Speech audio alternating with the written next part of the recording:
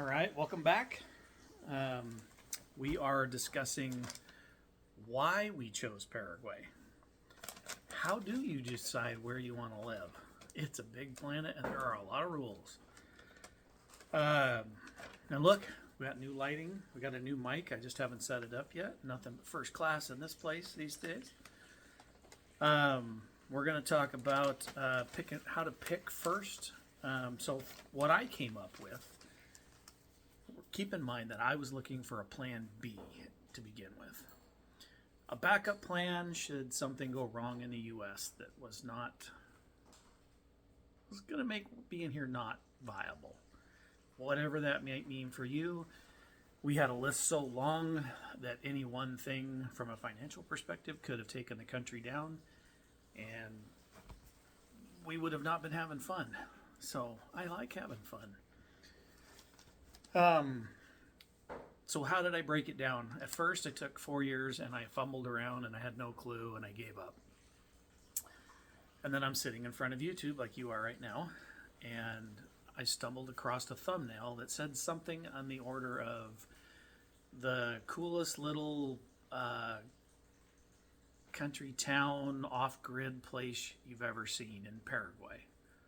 And I was the thumbnail just like I was like, well, that's cool. And I had 10 minutes till what I was waiting for to come on for my podcast. And I clicked on it, and I watched it I think 3 times that day, and it checked every box that I didn't know needed checking, because I had no clue what I was doing trying to look for this stuff. So it was done by the Wandering Investor. I got to give kudos where they're due. He is one of the few people that I actually subscribe to outside of YouTube. I watch every video he does, whether I'm interested or not, or in the fact that I've even found my place to go. Paraguay, I believe, is one of his plan Bs, and unfortunately, he's going to be in Paraguay at a gathering this week, and I am not in Paraguay yet. That was a bummer. So anyway, shout out to Wandering Investor. You should go check out his channel if you're even remotely interested in looking at this stuff. Highly recommend it. I will be coming up with recommendations for other channels that I have been watching that are, I think, good and more informative. The Wandering Investor does the whole world.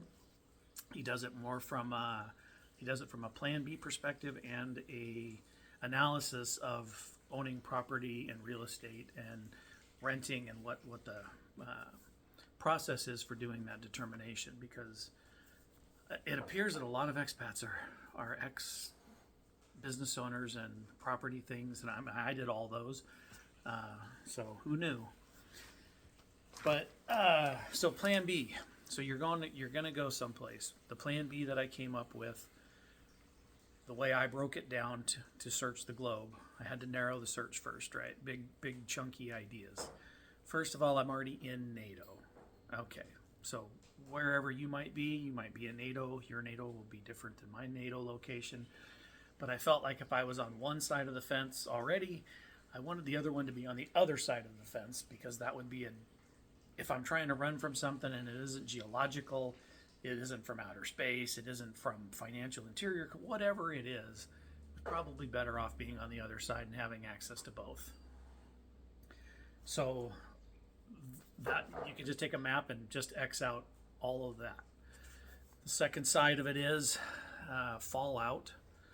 No matter where or what it is that goes off, if you have an event, the way the world spins, the equator is the great divider, and if it goes off in the west, or the north, it will stay there. If it goes off in the south, it will stay there.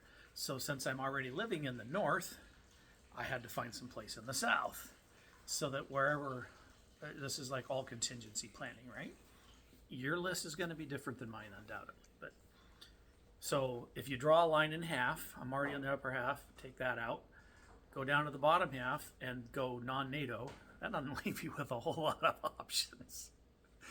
So that's how I did it. I was also looking for safety, which I think pretty much everybody is. Stable economy that isn't totally out of control.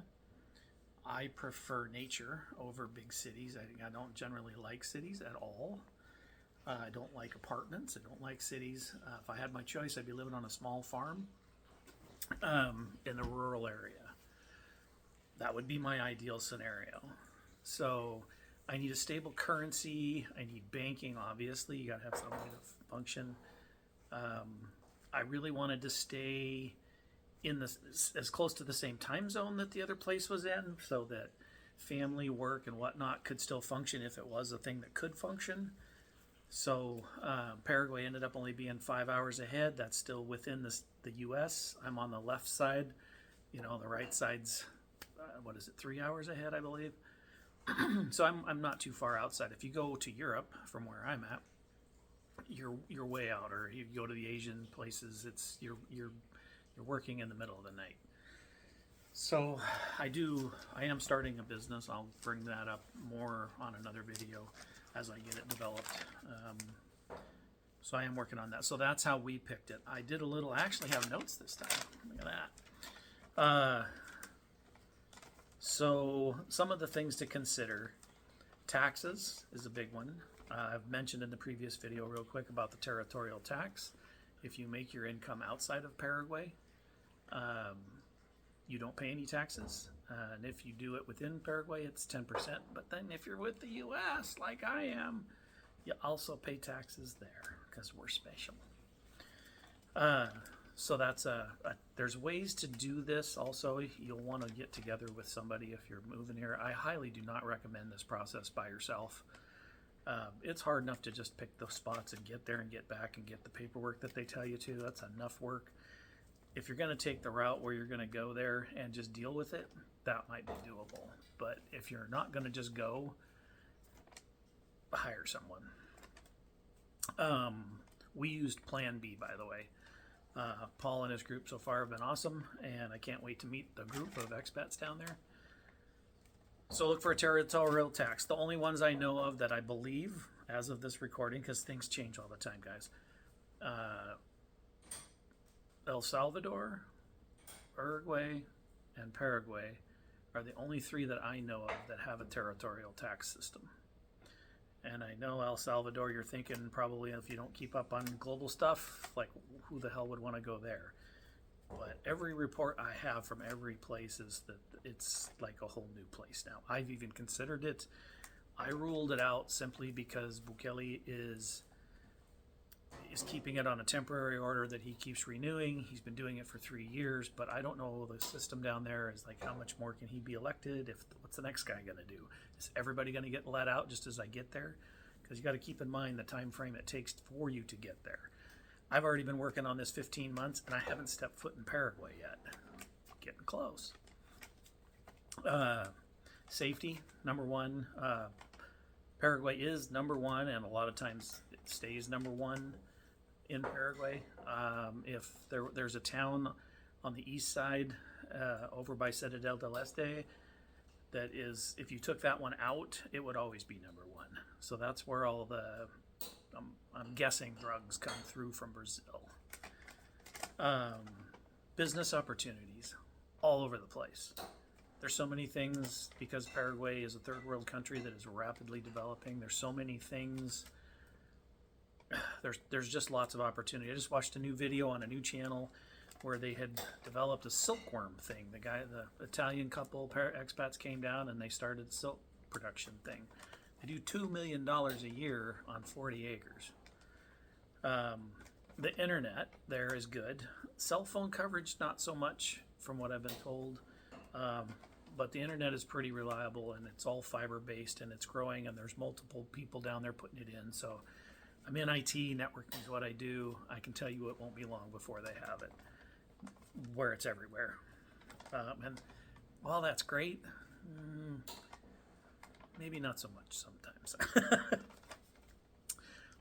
Their growth and stability. So let's see, I looked up their GDP was growing. This was, I think it was something like 21, 2, and 3. They didn't have the next 3-year grouping, but it grew at 55% in 3 years for their total GDP. That's pretty damn good. I mean, I would have been happy at 30 or 20. As long as it's being positive, that's great. So when I started looking at this, what's the exchange rate? Are you going from euros to there, dollars to there, baht? Well, I mean, what are you trading in, right? What's your currency? When I started this, the U.S. dollar was 7,200 to 1 15 months ago. Just found out now, it's 8,000 to 1. So it's getting cheaper already than it already was as I go through this process. Political stability. They've been very stable for about 20 to 25 years. I got to tell you, they lean right. Their boys are boys, their girls are girls. They're very family oriented. The population is 96% Catholic, and it's a very cohesive society. If you are looking for the left side, and you lean left, and you want something like Paraguay, Uruguay is the closest runner-up. They have some variances. They do have a coast. That's a big plus. They don't have the weather. It's windy and rainy more like it is here in Washington, where I live. It doesn't get as hot. It is more developed. Their infrastructure is better and improved. It is more expensive, but they do have they're very art-oriented, and they have a lot of parades, I'm told. So they have they're the way they refer to down there is they're very traditional and have traditional values. The weather, bloody hot, at least about 3 months out of the year. We're planning to go down there in March sometime, and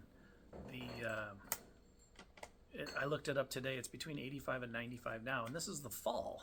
Okay, so just prepared for heat. Here's an unusual one. Gun rights. I haven't got all of the details of visiting a gun store when I get there and going shooting and having a little fun. Something I plan to do. But you can, if it's legal for a gun to get there, wherever it comes from, if it exists in Paraguay, you can own it. If you're a permanent resident and you have a clear background, you have to submit paperwork and get a permit for that gun, and you are allowed to keep it in your house and take it to the range and in transport to and from. But that's it. There are special permits you can get for concealed carry, I'm told, but they're special. Here are different things, so I'm kind of hesitant to say, but let's just say it's there. Whether you'll get it or not, I don't know. But they had quite a few things. The prices, guns, relative to the U.S. anyway, are double what they are here, but the ammo is about the same. So if you want some specialty rounds, it kind of depends on, 9mm is pretty common, but if you've got some, I don't know, 5.7 or something weirder, it might not be, it might get expensive. So what is there to do in Paraguay? There's a lot of hiking, lots of areas to go visit. It's very wildernessy there. The rural areas are very open. There are very few people in Paraguay. The Chaco area, the upper half of the country, is like one person per square mile, and there's a lot of square miles. It's got world-class fishing. I've seen guys go out, professionals, all there, all the time, fishing. They have lots of waterfalls, ponds, creeks, huge rivers. Obviously, the Amazon flows through there, right? The Paraná, if I pronounce that right, don't kill me, and the Paraguay River, I think, is on the other side, so they're surrounded by water, although they have no coast. Shopping, they've got a huge Del Sol shopping center, is massive. I think it's 3, maybe 4 stories. The great big wave buildings that you'll see in almost every video anybody ever does at the place, including us when we get there. We'll take you through there. They got the part I'm looking forward to: spas, massage parlors, foot rubs for the wife, everywhere. Gyms everywhere. There's lots of parks. There's lots of places to go riding a bike. Watch out when you're on a bike or a pedestrian. The people that drive down there don't see you at all. You don't exist. If you're in their way, you're wallpaper. GDP. So I had to look this one up. The GDP collectively works out to be 20% ag. Their newest ag add-on is forestry. Trees grow 3 times faster down there than anywhere else because of the soil conditions and the weather. So they can produce lumber faster than anybody, and then everybody's thinking, well, I don't have a port. No, but they do have very large rivers that you can literally drive a battleship up. So they have I think it's the second largest or the largest fleet of barges anywhere in the world. They have, okay, there we go. New server farms is their other industry, so they're getting into tech a little bit. And this one kind of actually concerns me a little bit because the server farms, everywhere they go, they drink all the electricity there is to be had, and then your electrical bills go up, just so you know that. If you find one moving in near you, get ready to pay. I already told you about the new silk farm and forestry things. They have food up the yin yang down there. They are the world's sixth largest exporter of meat. They are the second largest aquifer on planet Earth of fresh water below their feet. They export soy, wheat, and corn. They are the world's largest organic sugar producer and the second largest stevia producer. And their number one export is oil seeds. So it's a little tidbit. I just did a little homework on that one because I wanted to know a little bit more. Exports are growing year over year at 19%. That's pretty good. They did 11.9 billion in 2023 for a tiny little country of 7 million people. That's pretty good. Who don't really have any industry. I mean, you can count ag as an industry, but there's no manufacturing of any scale going on down there. Another one that is kind of unique, because I don't know of anywhere else that this is true, but they are 100% renewable. They have it was the largest dam on planet Earth until the Three Gorges in China came in, and now they are the second largest. They're still number one. It depends on how you gauge the dam, by the water that's held back, by the electrical output, this, that. There's other ways to gauge it, but anyway, they're up there near the top for dams. They have 2 large dams. I do not know where the other one is. I'm kind of curious where that one is. And they're going into solar pretty heavy because they have sun. It's pretty damn nice down there as far as the weather goes. Time zone, I don't know if I covered that or not yet, but the time zone is reasonably close to the U.S., so it helps you if you're moving there. There is a whole lot of good stuff going on in Paraguay. I can't really find any giant negatives. Crime, when it does happen, for the most part, if you're not in that one town, is a home burglary, your phone gets jacked, you get mugged on the street for $50 or something. I don't know. It's not the murder, rape, and carjacking kind of thing going on down there. So let's talk about the negatives, because there are a couple, not very many. One of the downsides is it is landlocked, so there is no ocean. That's kind of a bummer. I live on the coast, so I'm used to that. Been there my whole life. It is a damn long flight. Somewhere between 19 and 30 hours, depending on how you fly, and there is no direct flight. They have 2 languages there, Spanish and Guarani. Unfortunately, I speak neither, but I plan to learn Spanish when I get there. And banking. Guys, this is a huge one for no matter where you're going. If you stayed in a Western country and you went to another Western country, you might be okay from a standpoint as long as everything works. If that system ever fails, you don't have anywhere else to go is the problem. And down in Paraguay, there's only one bank, I can't say that. There's the central bank down there. Unfortunately, they have one. But they are where you get all your services. Most of the accounts are local only, they're currency only. They may not even take an expat, so you kind of got to look around. Figuring out how, they make it look so easy in the movies. Oh, they just throw it in the truck and off they go, right? This is like the number one problem for anybody trying to expat out is, your currency versus the currency where you're going. The banking systems don't talk to each other, so on and so forth. And one of the bigger problems, one of the bigger things that concerns me is the CBDC that's coming. So my thought process was that I'm worried about is if I'm living in the U.S., or I am now, and my retirement money comes in from the U.S., whether that be Social Security, pensions, my own savings, whatever it is, wherever your money's coming from and you're retired, because that's what I'm going for. You might be different. And it converts to a CBDC. Paraguay is very not digital, and half the population doesn't even have a bank account. So it's going to be really hard for them to push that down there or even implement it for that matter. So if my money's in the U.S., in CBDCs, because it converted, and I'm in Paraguay and there's no way to spend that currency, what do you end up eventually having? Nothing. If it ain't there with you, you have no access to your money. So outside system stuff, Bitcoin comes to mind. I'm not a crypto guy. Some gold, although you're going to find just figuring out the rules, and there's nothing saying that our government or theirs would just decide when they come down to take it and pretend like you never had it. Same thing with silver. Silver's bigger and heavier. You obviously aren't going to fly around anywhere with that. You can bring cash.